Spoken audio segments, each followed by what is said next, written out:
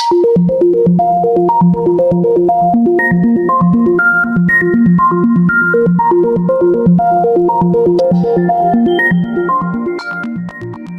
listening to the Electrocasts podcast. This is podcast number 25.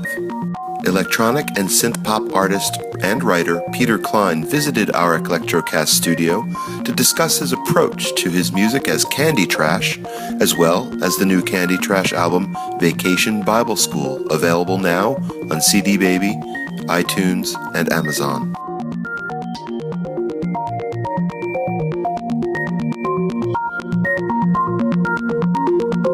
Hello, everybody. Welcome to another edition of Electrocasts. This is Jeff, as I always seem to kick off the Electrocast podcast. And Case, are you out there? Hello. Hello. Here's Case. All right. Case is here. Here's Case. Okay, I think of Johnny Carson or Jack Nicholson. Which one do you want to be?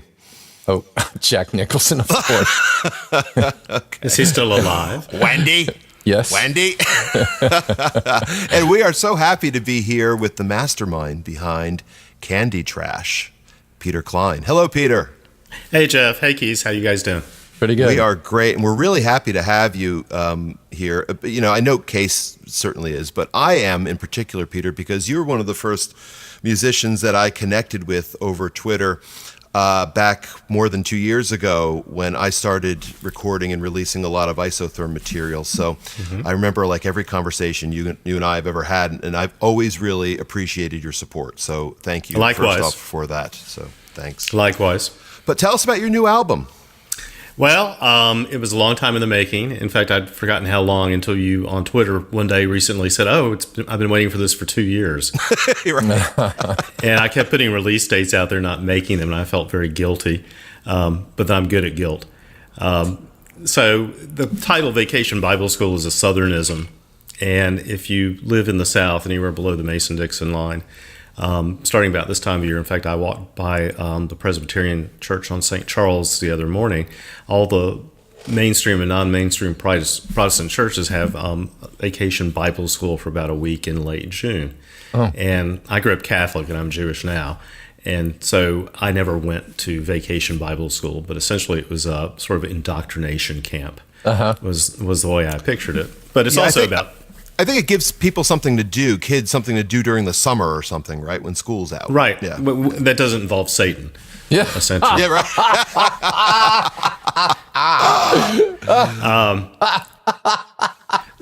But, you know, the South is a storytelling culture. It's an oral culture. And, you know, there are all kinds of phrases that have made it into the mainstream out of the South and phrases that haven't.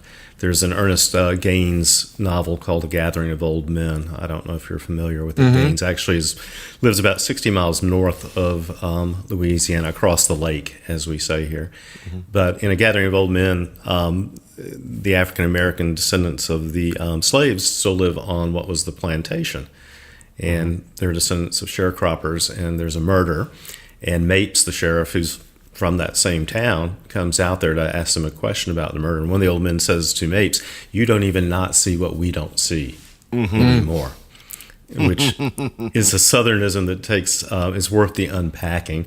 So the idea behind Vacation Bible School sort of came about because I thought, like, this is essentially, although it doesn't really sound sonically like it, it's a Southern persona.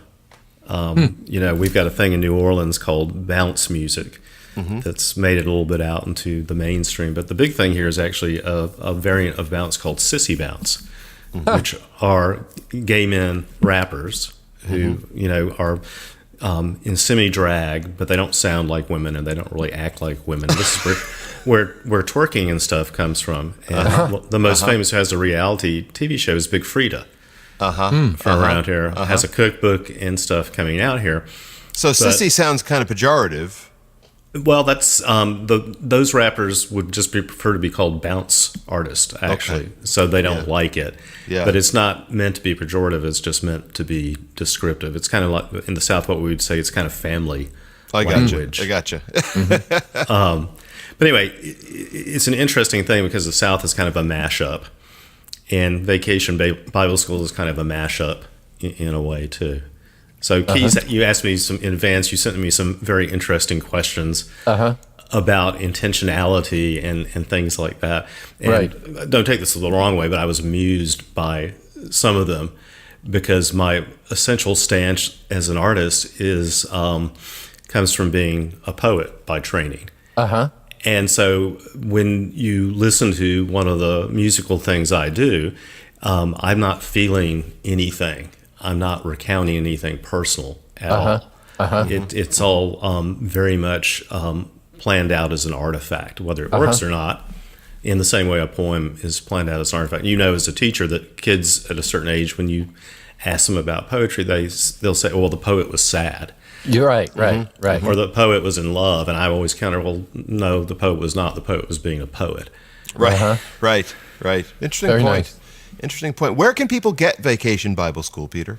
So they can get it on CD Baby, Amazon.com, iTunes, all the major and minor digital distributors. God help me, they can probably listen to it for virtually free on Spotify and Pandora and places like that.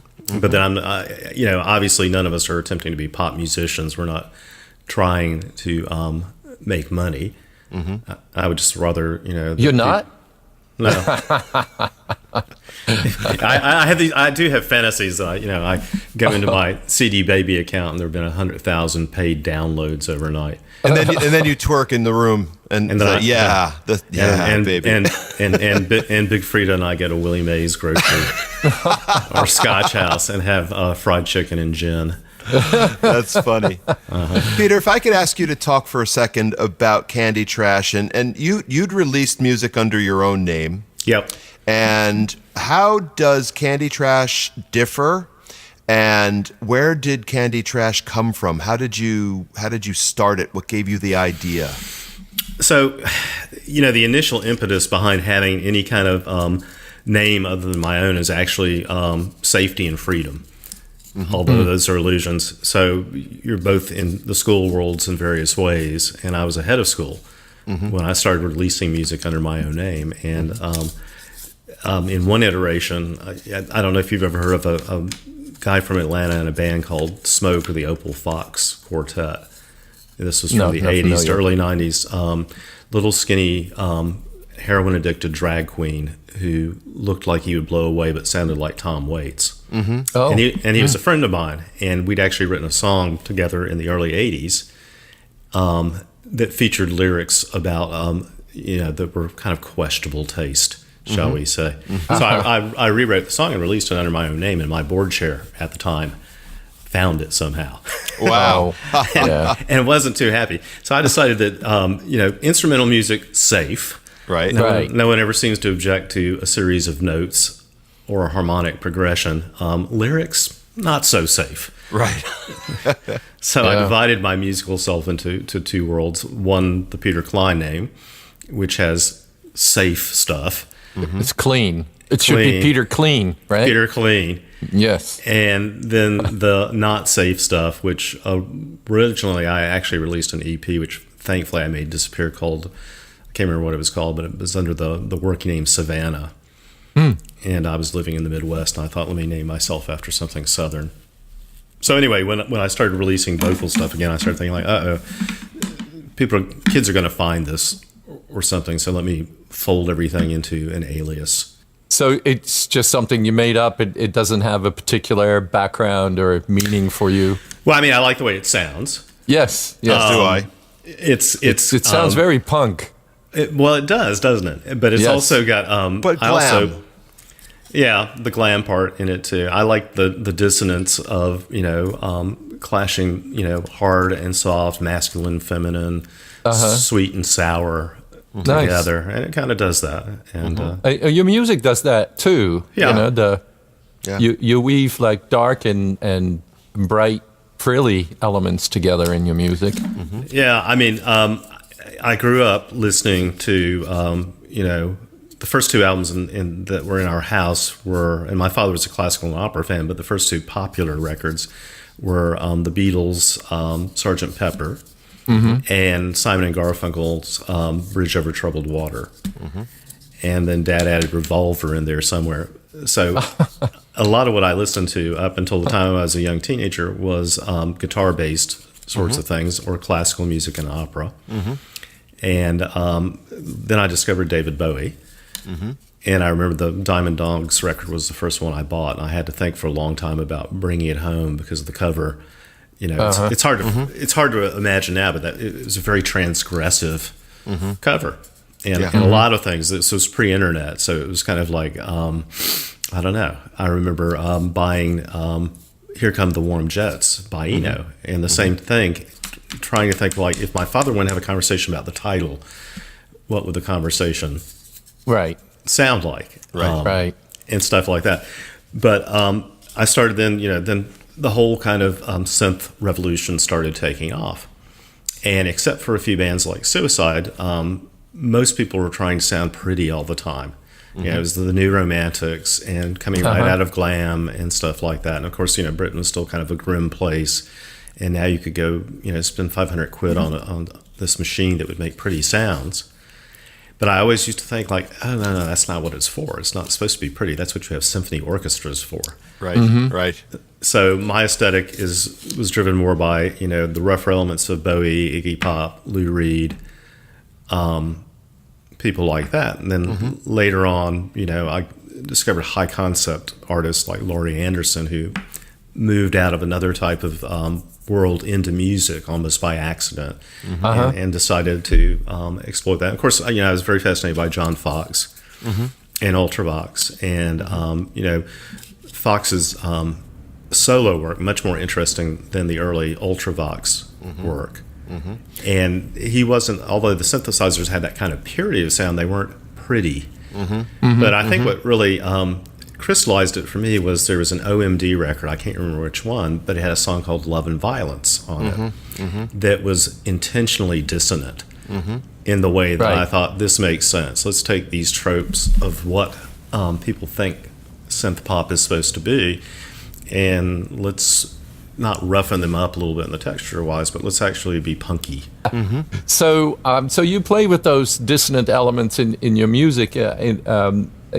Of the songs that you sent to us, particularly one that I'm thinking of is My Chemicals, you use a very interesting piano line and piano chords with some remarkable dissonant notes that are just wonderful. They work really, really well. So how do you go about that? Well, I mean, it's interesting. That and the song that Jeff and I were talking about off air, or you were talking about off air, Revolution, are intentionally using some semi-jazz phrasings going on and voicings in the chords. And, that was very much for effect. Interestingly enough, a lot of what you're hearing on My Chemicals is actually related to that piano keyboard part, but you don't realize that what you got is that's a chord karma, which are very interesting keyboards to jigger around with. And I've screwed radically with the LFOs in the filters and stuff. And so that kind of like howling stuff that comes off the notes is the low frequency oscillators. You mean the theremin sound? Yep. Yeah. Yeah, which I think I interpret that as sort of a howling wind effect. Yeah. I mean, I like it because it's very suggestive, but it's not something added in the sense of another track. It's following what's going on. But you almost lift it out, right, with the LFOs. Yeah. You sort of extract it from the sound. It's kind of caught in the release then. Yeah, and it's interesting because you have to be very careful with it, or it gets kind of overwhelming. Right. And so, I had to play around with the programming piece on that a good bit before I got into a place where, I liked it. This is one of the things I like about working with hardware, even though it's mostly actually software, disguised as hardware these days, is the physicality of actually manipulating stuff in real time. And of course, I'm using, a touch-sensitive keyboard with, aftertouch and velocity and all that kind of stuff. So you are working to control not just the notes you're hitting pianistically, but the effects that are tagged into everything. And how quickly I play the notes will affect all kinds of things besides just, how quickly you hear the notes and things like that. So the, My Chemicals is an interesting song because the beat itself is kind of a trip hop beat going on there, which is not a natural idiom that I grew up with or anything. And so then I layered something that was not natural to that on top of that. But what's anchoring is the strong fretless bass line, which is actually, of course, not a fretless bass. No. But a keyboard emulation of one. Yeah.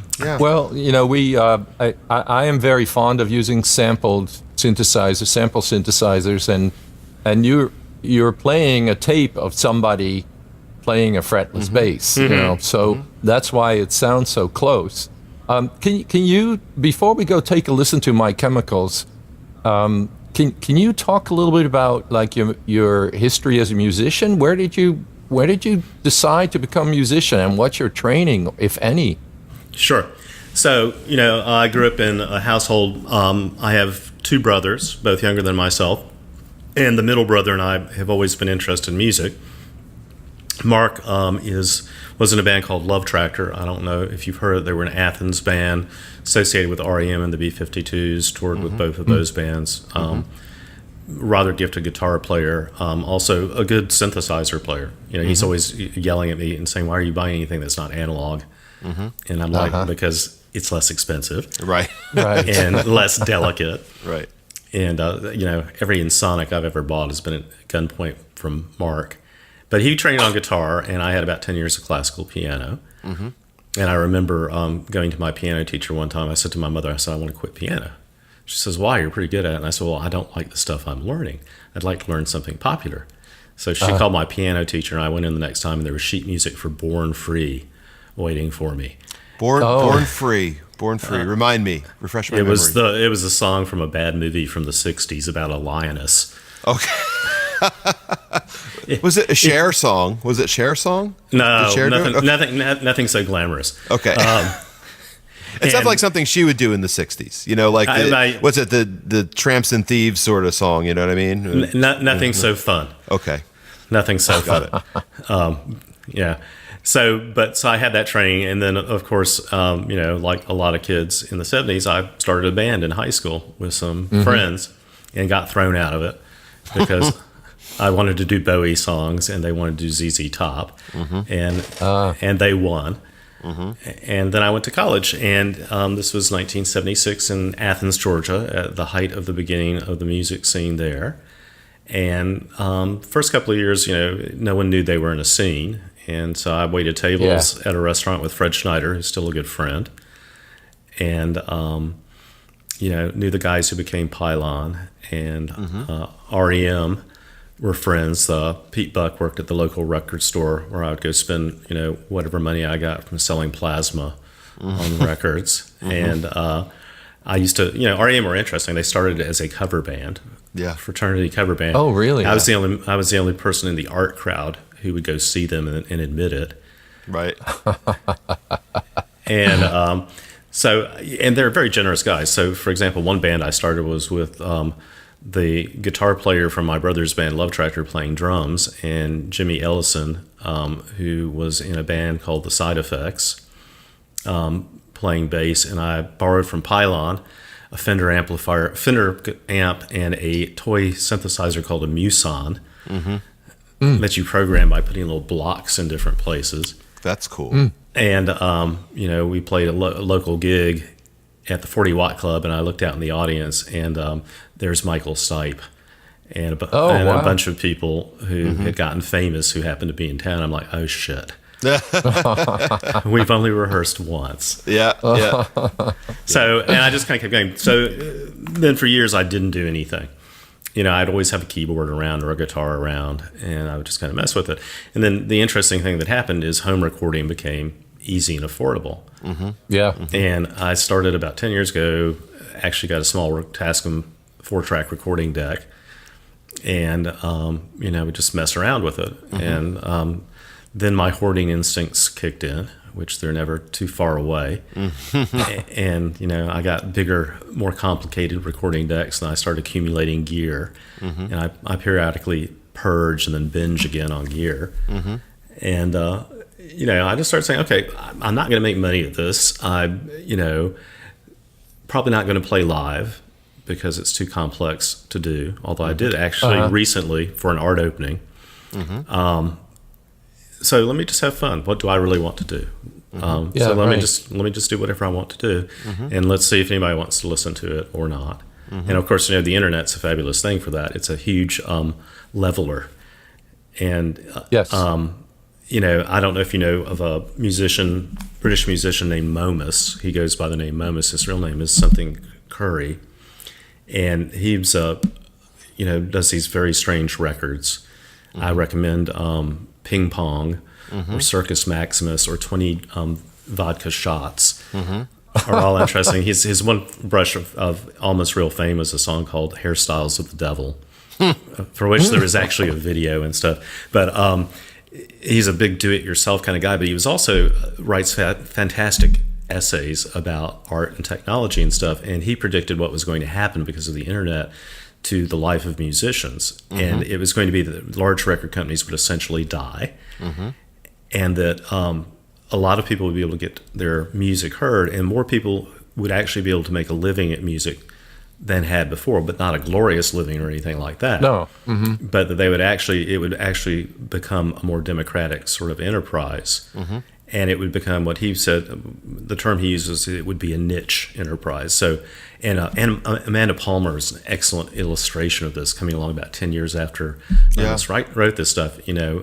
She famously writes about how her record company said, well, we're dropping you. You only sold 27,000 albums. She's thinking, well, we have 27,000 people who love us. How do I leverage this? And the rest of her career has been spent on doing exactly that. And this is exactly what Momus was talking about. So the artist is artisan, as in a close relationship with the people who are interested in their art, in a very reciprocal, responsive sort of relationship. So I think I've gotten... But, some artists find it very objectionable because it takes a lot of time away from their creative efforts, and like Radiohead is like de-internetizing themselves. And I can sort of, my wife's an artist, and she has a website, but she finds it very hard because it takes a lot of time away that she'd rather spend on her art. Right. Yeah. Well, so it's a dilemma, isn't it? I don't know. I don't really think it is, actually, because Radiohead are one of those interesting groups that are held up as being some kind of real independent or alternative sort of thing, and they're not really. They record for the biggest record company in the world. Exactly. Right. And right. So they can take a stance like that. That's your point. Well, they're part of the machine. And what they probably don't like is they don't like that they don't control some aspects of the machine. Yeah. So Palmer, she makes a better than good living from what I can tell, but more importantly, she has artistic freedom. So she's one of the people behind Patreon right now and stuff like that. Yeah. So she was able to pivot very quickly, for example, after Bowie's death, and assembled a small group of musicians and did the Black Star Project, which was a string transcription of the songs from that album, and then pivot again and do live performances with the Kronos Quartet. Right. Of them. Right. And this was paid for by her fans on Patreon. Yeah. Yeah. She didn't wait she didn't even do a model like Kickstarter or anything, or Indigo. Well, actually, the band Marillion did that back in the early 90s. They actually spearheaded the whole idea of crowdfunding for bands that maybe were seen as has-beens, but still had a huge following from somewhere for some reason, and got a quite tens of thousands of people to buy their new album before it was even recorded. And this was back in the early 90s, and also finance a U.S. tour. And this is almost commonplace now for a lot of different art projects. They're interesting little nuances that swirl around in there. Morrissey is a good example of someone who never let go of the old system, but is actually makes his living as part of the new system. So his primary income comes not from releasing product, as the record companies would say, but by touring. And he has this very devoted fan base, and he's an old style star that way. If you're seeing this guy who's almost 60, who should not take his shirt off on stage, right, and yet the fans absolutely love it. And then he's got these markets that how did this open up? Latin America loves Morrissey. And, so he became an oldies show almost right out the gate with the internet. I think he was always an oldies show. Kind of. Way. I mean, look at the Smiths singles covers, with all the 50s pop idols and things like that. I mean, and film idols, I think he always wanted to be that. Yeah. No, he's an interesting character. The last few years of music have not been good. He's been ill a lot. Well, he says he's been ill a lot. Oh, okay. Still ill. Still ill. Yeah, right. Why don't we hear My Chemicals, and then we can further this and take it whatever direction you want. Thanks for listening, everybody. We're here with Pete Cline. Peter is the mastermind behind Candy Trash. He's got a new album out. It's called Vacation Bible School. You can get it on CD Baby, Amazon, iTunes. So go do that, please. We're going to hear the song "My Chemicals" from that album. My Chemicals. It's a cheerful song. Cheerful My Chemicals. I don't know what I feel. It's all chemical. It's all combination and recombination. But I'm being whittled down to nothing, and that at least feels like something. Oh, to be seen on the silver screen in your fancy car, to be a puddle in an ocean, oh, part of the machine. I don't know what I feel. It's all chemical, and it's all combination and recombination.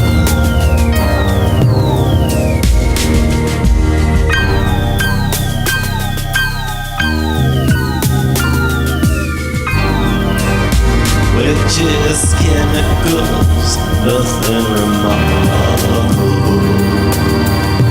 They're forgettable, fungible, repeatable, and we smell like the ocean, tastes like a breeze, one in a million parts. A million blowing out to sea.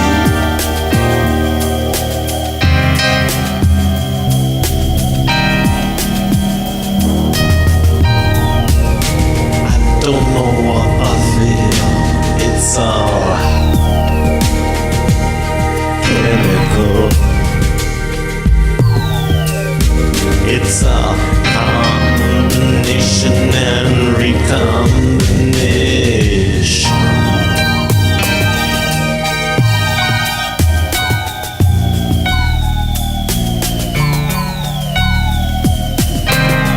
Well, all the chemicals wear the traces,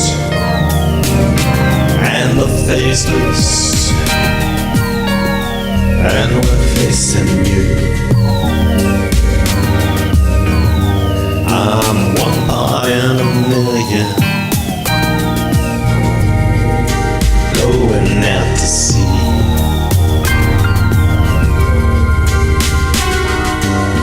I don't know what I feel.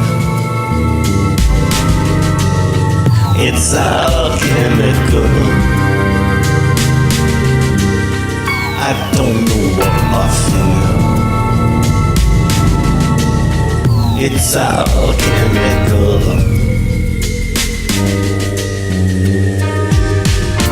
I'm one in a million parts per million, and I'm blowing out to sea. We are the chemicals, we are traces. listen with faith in you.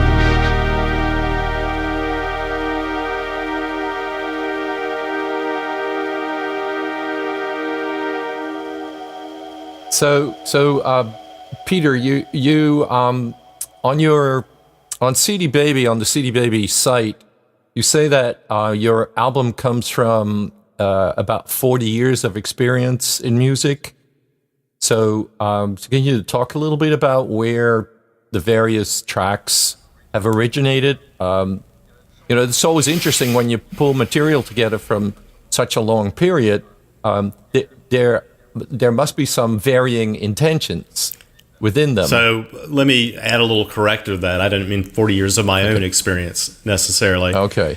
Just 40 years of different streams of different types of stuff going on in music, okay. if that helps. Oh, I see. So it's 40 years of influences. Yeah, and of course, you have to write one of those one-line blurbs for a place like CD Baby. You're saying like, What am I gonna a say? mixture of catchy and kind of accurate, but mostly catchy. Because you also had to choose a genre, I assume. Yeah, that's very irritating. Isn't it? Yes. Oh, gosh. So you identified as electronic synth pop, which seems to not really quite capture your music in its totality. No, I'm not happy really with either of those labels, Yeah. to be honest with you. But there's not a whole lot on offer when you Right. start going in there, and But it's more like electronic poetry, isn't it? What you do? I don't know. I would say a big influence you picked up in the vocal part is Lou Reed. A big influence is Laurie Anderson. It's interesting they married each other late in life. Electronic poetry, I don't know. It's definitely music. It definitely has musical intentionality. I've read a recent article a quote in John Fox talking about when he went to art school was when he first learned about the benefits of working with a restricted palette. And so artists always work with restricted palettes, whether they realize them or not. Some of them have to do with their own,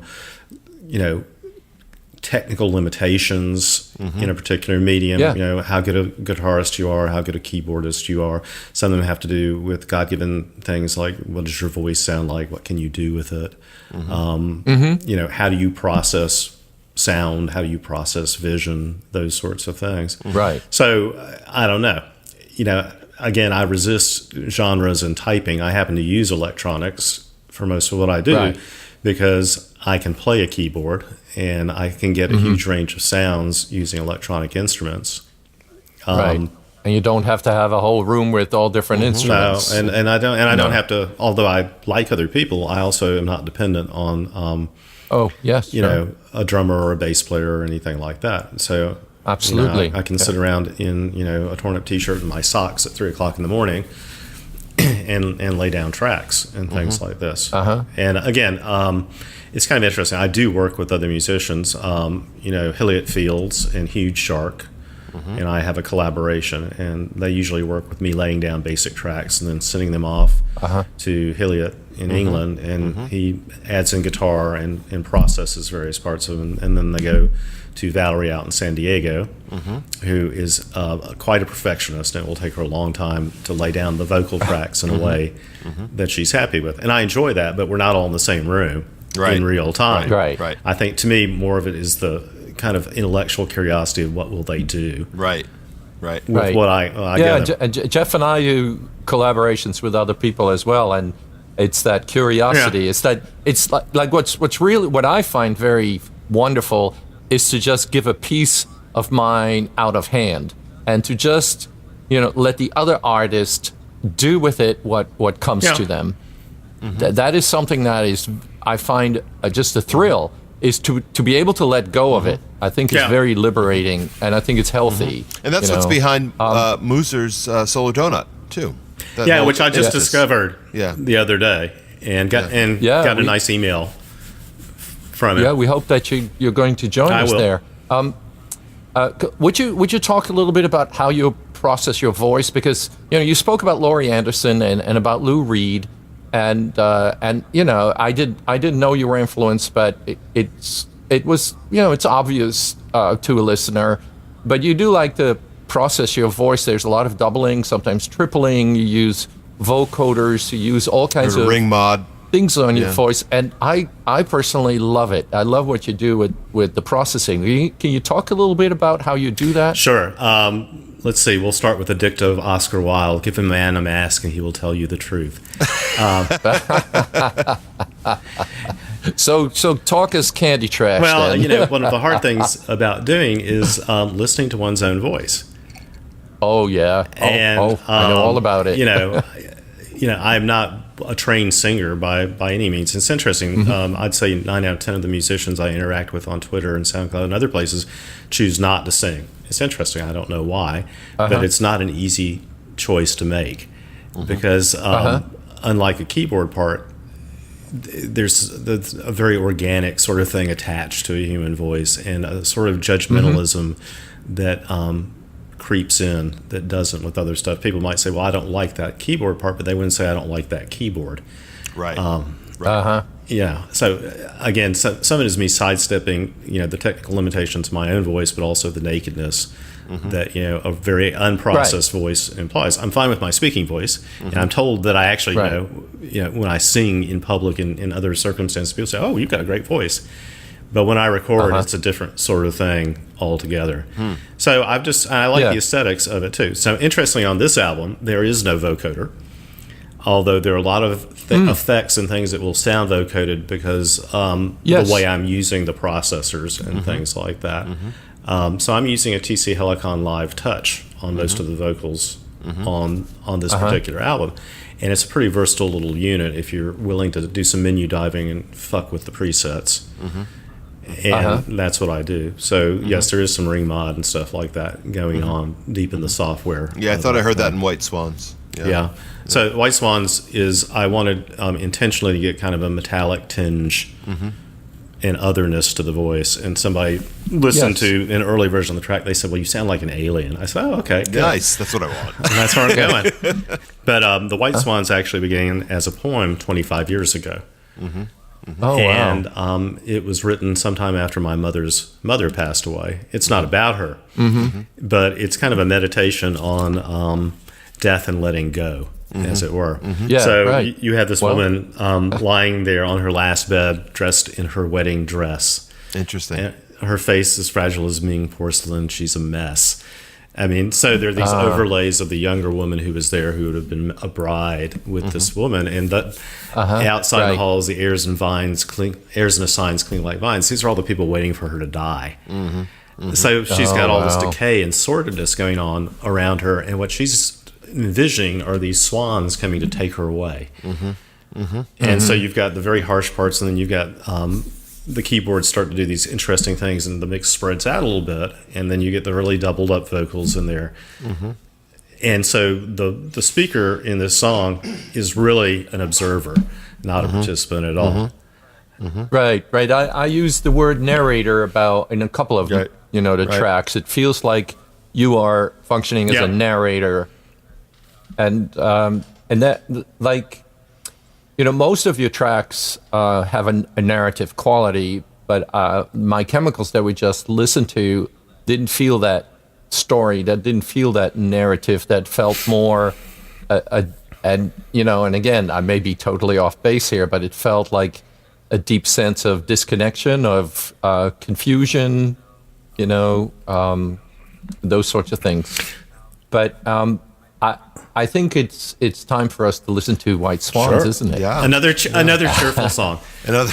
But I just love the contrast between the beautiful electric piano sound that comes in around the middle. It sounds like electric piano with you. It's always a guess though, but it sounds like electric piano, but it sounds very. It was electric. It was electric, but it's just that great contrast that I really like. And now that I know what it's about, I'm going to like it more, I think. Cool. But so let's hear it. This is from Candy Trash, the new album called Vacation Bible School. There's a track called The White Swans here on Electrocasts.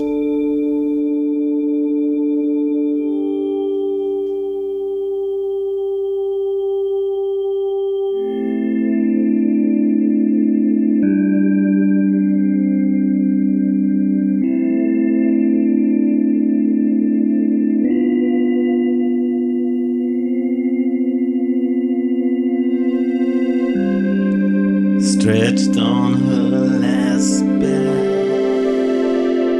in that yellow wedding dress. Oh, she's a mess, fragile as Ming porcelain. She's waiting on the word to release her. For those white birds to carry her away.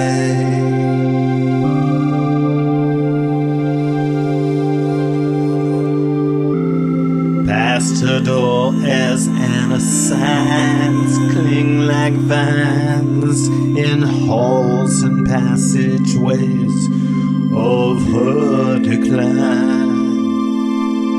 She can well imagine what they say.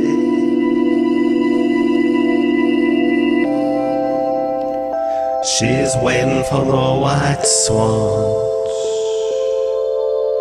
in the trinity of stillness, of serenity. Will they come soon to carry her away? May they come soon and carry her away.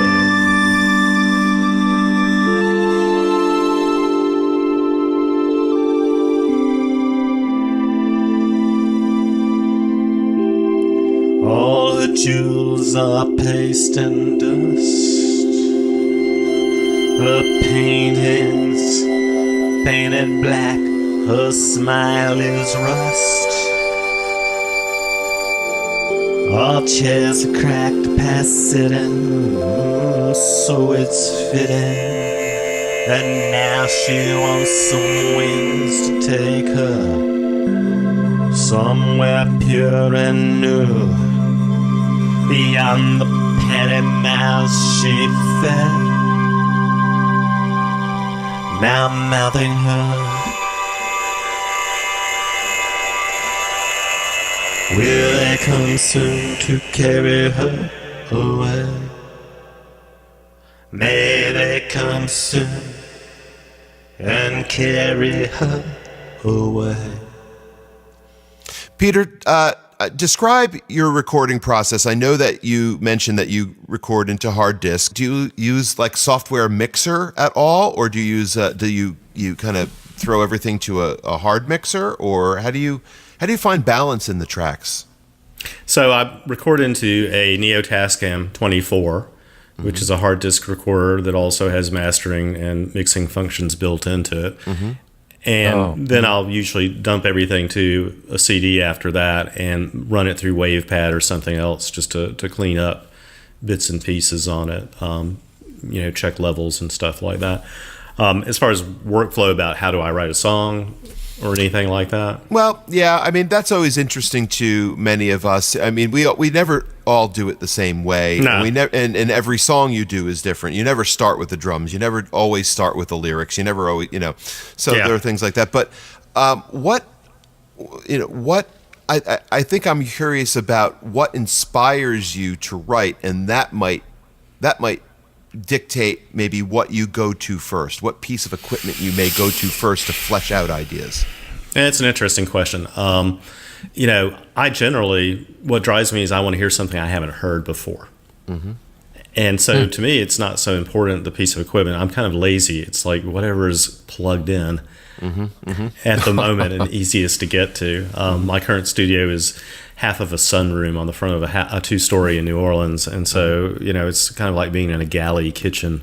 But instead of cookery equipment, you've got keyboards and electronics spread out along the walls.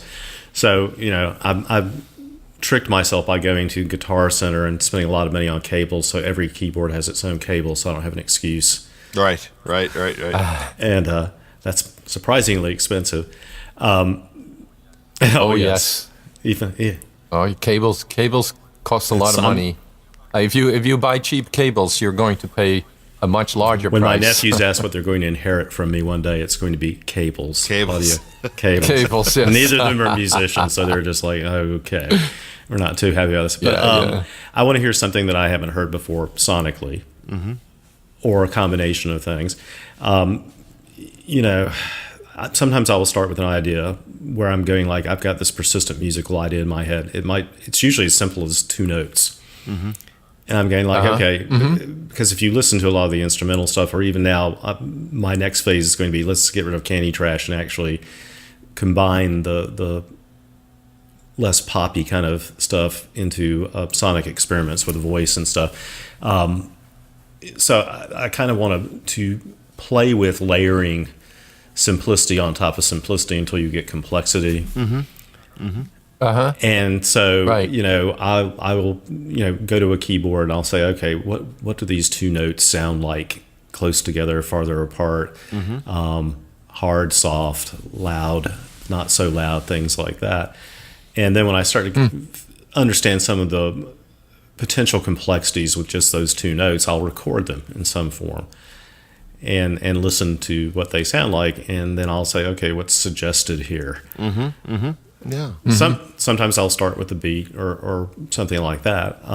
No particular way, but the primary thing that drives me is, there's something inside of me that wants to get out. But on your album, I found there are 3 tracks that are very beat-driven. Most of the other tracks, it doesn't seem like the rhythm is the main part. The other tracks meander more, and it might relate to, your vocals. But like Revolution, which I hope we can ride out on today, the other track I was thinking of is La La La. La la la la. Yes. La La La La.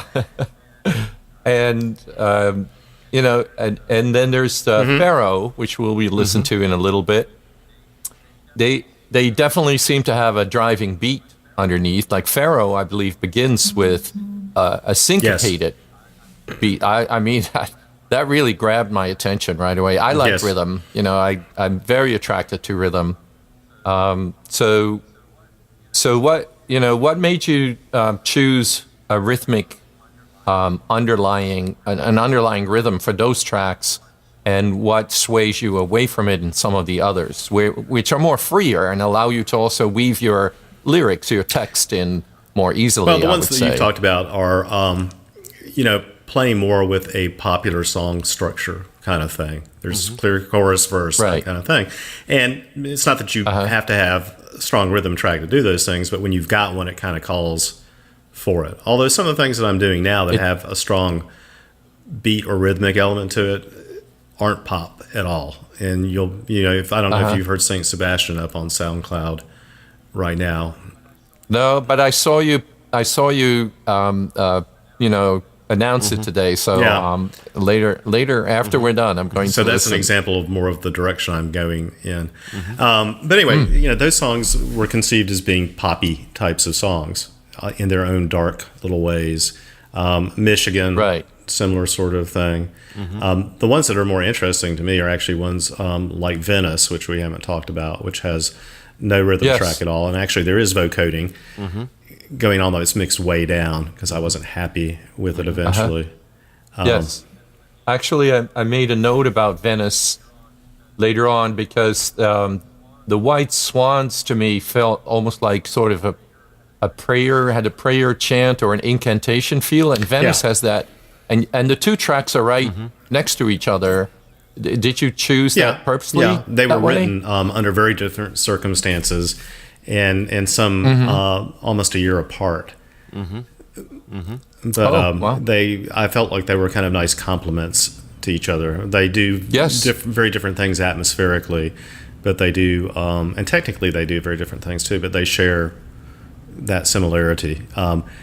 Venice is almost an incantation more than a prayer. An incantation is asking for something specific to happen. A prayer is more reflective.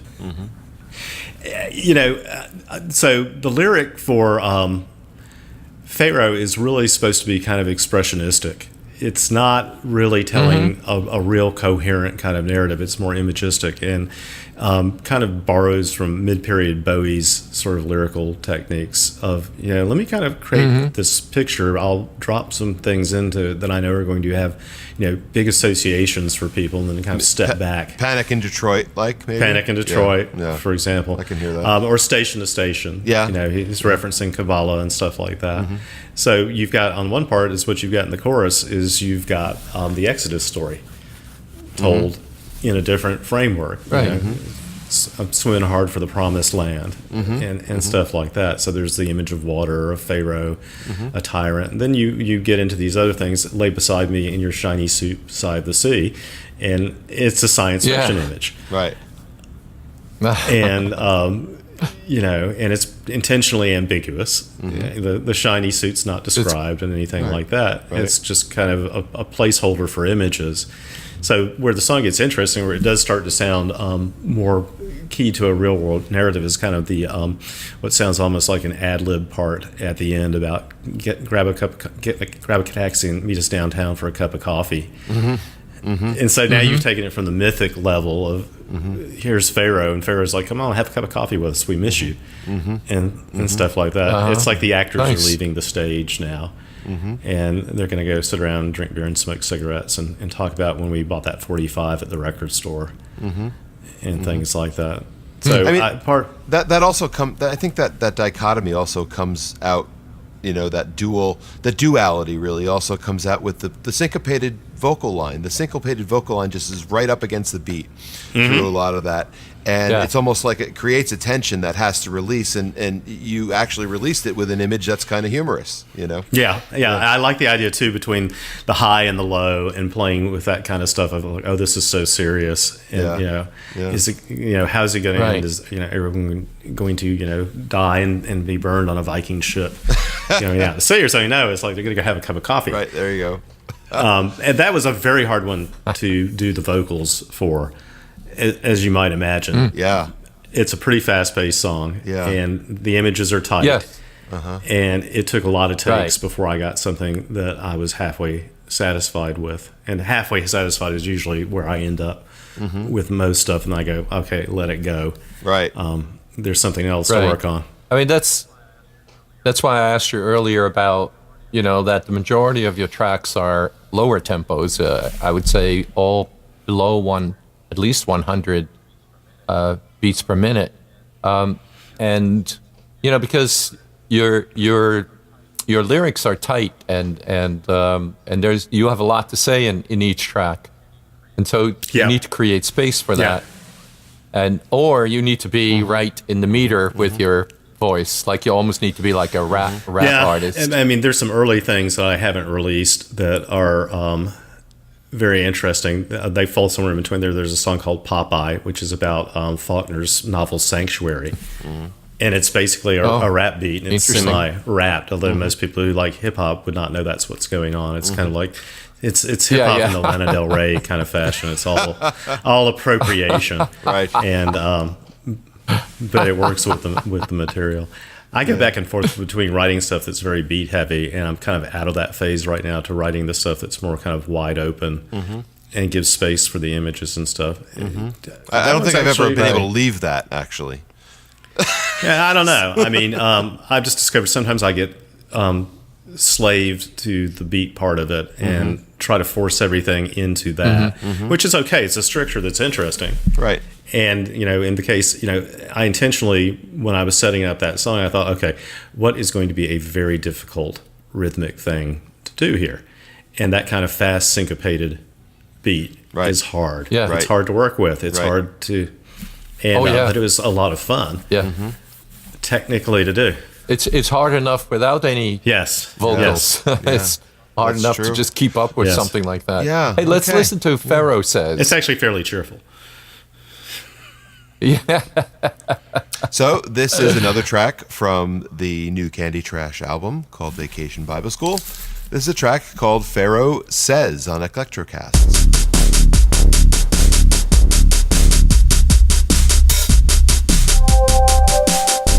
I'm trying to write this book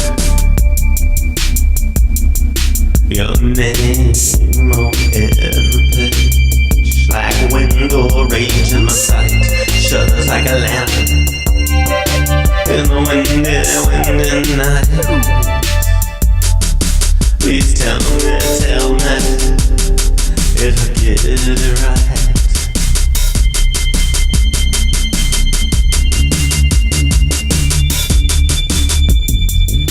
Pharaoh says I forgot my name and my home is sand. Pharaoh says I'm under the water and swimming hard for the promised land. Pharaoh says, shut up, shut up, shut up, and sit down.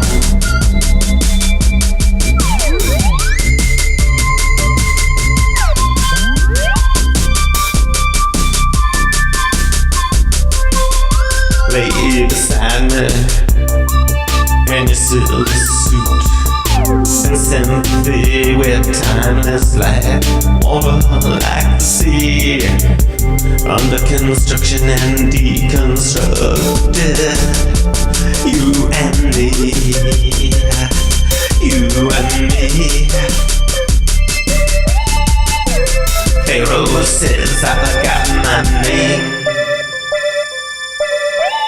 and my home is sand. Pharaoh says I'm under the water and swimming hard for the promised land. Pharaoh says, sit up, shut up, shut up, shut up, and sit down. I'm singing a song, and if it sounds wrong, well, it won't last long. No longer than need be, so stay beside and with me in your shiny suit, beside the sea, beside the sea.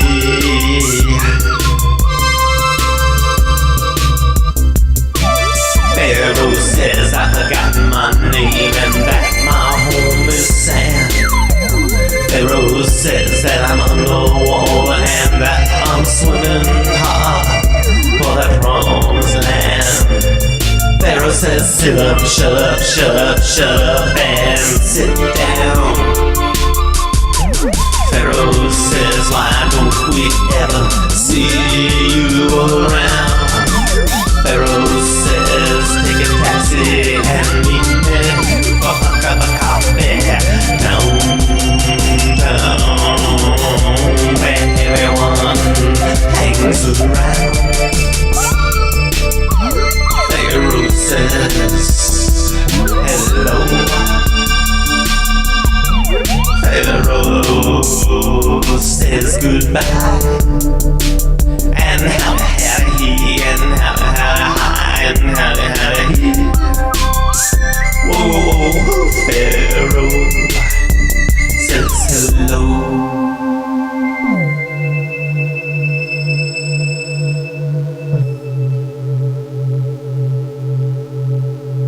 So, Peter, you invite us to your house. What records do you put on? So let's see, some of the things lately you would find. I wouldn't play all of them from you, but I would probably inflict, a couple of tracks from each one.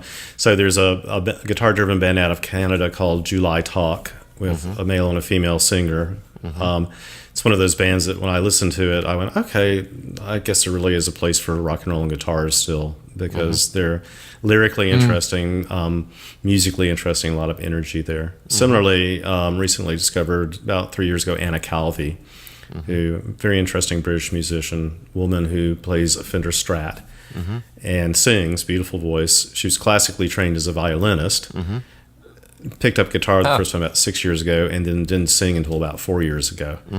Very unique work, totally unlike anything that I've heard. Well, although I made a joke about Lana Del Rey, I hugely admire her. I've been listening to the tracks from Ultraviolence a lot. A fantastic lyricist. Knows how to tell a story, to work with imagery. And the interesting thing is she doesn't have she doesn't have 3 or 4 albums. They're actually all one album. It's like a big song cycle that she's got going on here. And when she's finished with it, I'm real curious to see where she'll go with it. I mentioned The Ship, Brian Eno's new release. So I'm listening to that a lot lately. There's a lady out of Manchester called Lone Lady, another female guitarist singer, who fascinating. She's very consciously goes back to 70s, early 80s new wave type textures and sounds, but makes them her own. Let's see. The new Pet Shop Boys album, Super, which I've just started listening to. I wasn't aware. It's called Super. Yes. Yeah, they're good at one-word titles. I didn't even know they were still active. Very active. As a matter of fact, the next artist I'll mention, Brandon Flowers, he and the singer from Pet Shop Boys have gotten on stage together. And what's interesting is you'll see Neil, and he's actually a good guitar player. Neil Tennant? Singer. Yeah. Is a good guitar player. Yeah, I think what everyone gets from the videos and the live shows is they think that there's one half is the musician, the other half's the singer. But actually, if you go back to some early videos from like live television and stuff, they're both up there playing Fairlight keyboards and stuff. So they're both actually good musicians. It's not one's the musician. I mean, I always admired how Chris Lowe just stood there and played and triggered samples and things like that and drank a Heineken, at the same time. But I wasn't aware that Neil played guitar. Yeah, he's apparently. Well, I remember the first time I saw Annie Lennox live. I had this revelation that most of what I heard with the Eurythmics was not the other fellow; it was her, because she played piano on several of the songs live, and she was a very accomplished keyboardist. And she's obviously can write music because she writes her own melody lines. But I think she wrote 90% of what we heard from the Eurythmics. Maybe she studied at the Royal Academy or Royal College. Joe Jackson, in his biography, talks about seeing a little Scottish girl running around with her flute, and that was Annie Lennox. And Joe Jackson, they attended together there. Of course, he's an. Well, if you have it for dessert, I'd love some dirty projectors. Are you familiar? Only with the dirty name, projectors? which I adore. Oh, I would. If you want to have like an experience of complex rhythms with very unique vocal harmonies, check out some dirty projectors. Cool. They're amazing. If you've been naughty, amazing. I'll probably send you to bed with saltine crackers and water and a Fad Gadget record. Fad Gadget. Until you're ready to scream. Yeah. I made some of my students in my advisory watch a Fad Gadget live video, and they're like, new collapsing people, and they're like, Mr. Cline, what is he doing? And I said, it seems to involve shaving cream and lots of feathers, Traven, but other than that, I can't tell you. But the music is, and I didn't of course use this word with the children, shite. He's an interesting character. Fad Gadget he just put together sounds. Yeah. And he didn't actually know how to play anything. And then one of his kids asked him, Daddy, will you play me one of your songs? And he realized that he couldn't play a thing at all. And he went and learned guitar. Right. And went this whole different direction in the few years left in his life, apparently, and probably wrote shitty guitar songs after that. But anyway, that wasn't nice about a dead person who wrote music. Yeah. No, for dessert, I would probably give you some early Roxy music. Oh, there you go. Let's do it. For your pleasure or something like that. Yeah. Yes, well, we've on Twitter we've been exchanging some with Tom Emmons. Yeah, Tom Emmons' tweets always have some reference to to some lyrics of something, and sometimes I have to dig really deep, and I quickly go and Google the little bit. Now that that's he one of puts my out favorite there. games to play with Tom too. But I will tell you, I haven't never had to Google it yet. Right. Right. But I caught Jeff intentionally mangling Cole Porter. Yeah. Did you? Yeah, Yep. You did. Yeah, you did. That was an old one. I did that a while ago, and I found it when I was searching something, and I just said, "Oh, fuck it, I'll retweet it." Yeah, why not? Yeah. Or as I like to say, I'm not retweeting. I'm curating. There you go. Well, thank you for your curation. I like it. You're welcome. Why don't we turn the conversation towards Revolution and then maybe ride out? Peter, is there anything that you want to tell us about Revolution? Case chose that as a favorite of his.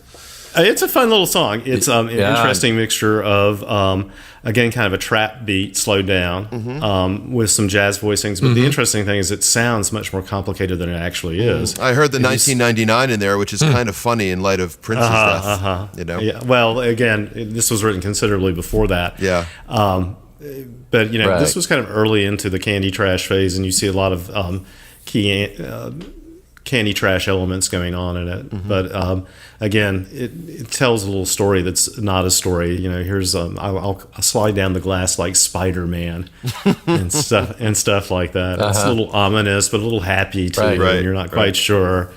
And, but it was a fun song to write. But musically, what's going on is composed of a few very simple elements, put together in different ways at different times. And you know, it almost didn't make it to the album. And I kind of I like this song. I like it. Yeah. Oh yeah, I'm glad you put it on there. Why is it called Because Revolution? it's essentially about a revolution. You know, you start with these images and they're kind of apocalyptic. You know, what is a guy doing sliding down the glass of a building at night? And then you've got there's stuff in the water and the rain, all these just kind of peculiar images going on. And I like the idea that, you know, there's this revolution happening. There are all these little signs of it that no one's putting together. But if you put it together, you're like, oh my God, the crap's about to hit here. Yeah. Interesting. Yeah. Well, Peter, it's been so much likewise. fun talking with you.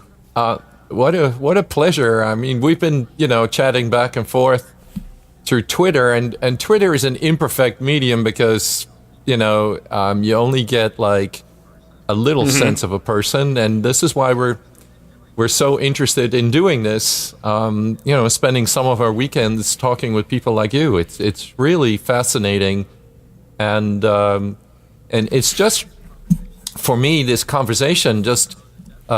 You know, the depth of your background and the depth of your thinking that goes into your work is stunning to me and very revealing. And like Jeff said, I will be listening to your music with even more pleasure than I have been.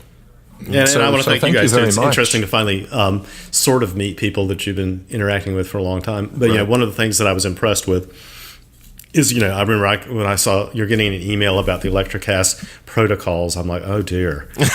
I think that's Case's way of saying, okay, here's how we like to do things. Read it and see what you think. I thought there's going to be a secret handshake, and I'll have to go get a tattoo and prove that I have it before this will take place. But no, there was a great deal of thoughtfulness into it, and the fact that, you know, you took the time to come up with questions and obviously dig in the music. I've done a bit of radio in the last year or so with some very nice people out there, but you can tell sometimes that maybe one of the people talking to you has actually listened to the song. And so I'll make it say, well, that song was about incest and cannibalism, of course. And they're like, yes. Yeah, I saw absolutely, that. It was.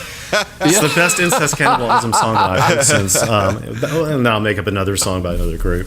I had a teacher who worked for me. And, anytime a student would say, "That's orange. That's an orange baseball," he'd say, "That was the name of my band in high school."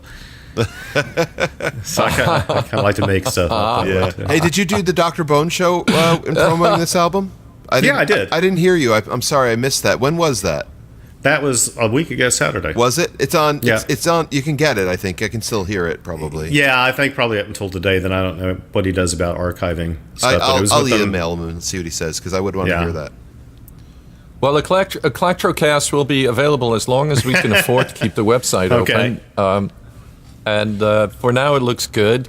But you know, just a little plug. I've been just saying lately in our tweets, you know, download, listen, and share, and that's sort of the whole idea of this is this sharing of ideas, this sharing of experiences, the sharing of workflow, and just learn from each other. And like I said today in a tweet, learning is living. It is, right. It is. Learning is living. So on that note, let's ride out with Thank Revolution. You guys. Thanks so much. Thank you. Peter. Thank you, Truly everybody. A pleasure. Our pleasure. Definitely our pleasure. Thank you, everybody, for sticking with us and listening, and I'm sure you've enjoyed our conversation as well. And we're going to ride out on a track from Vacation Bible School. Go out to CD Baby and download it. Or you could do it on iTunes or Amazon. And this one is called Revolution. Thanks, everybody.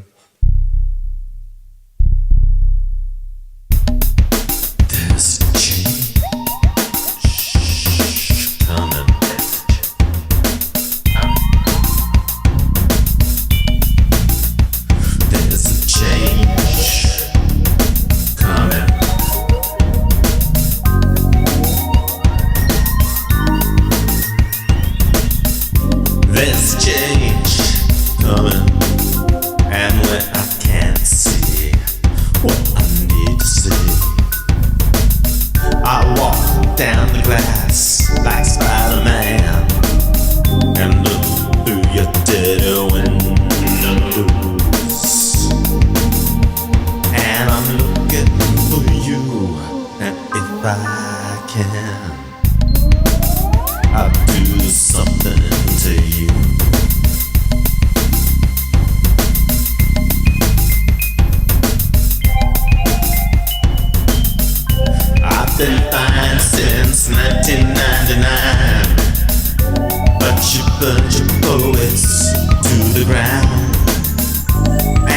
ovens are full of ash, and you're taking all the cash from your ATMs.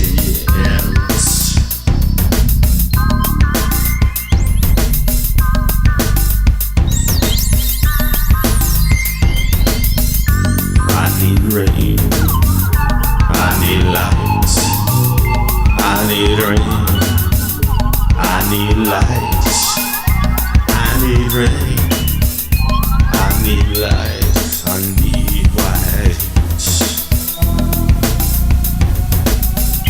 I smell gunpowder on the wind, I taste revolution in the water.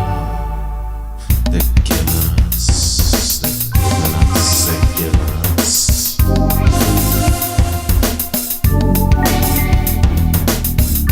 I know I've been bad since 1999. I felt just fine since 1999.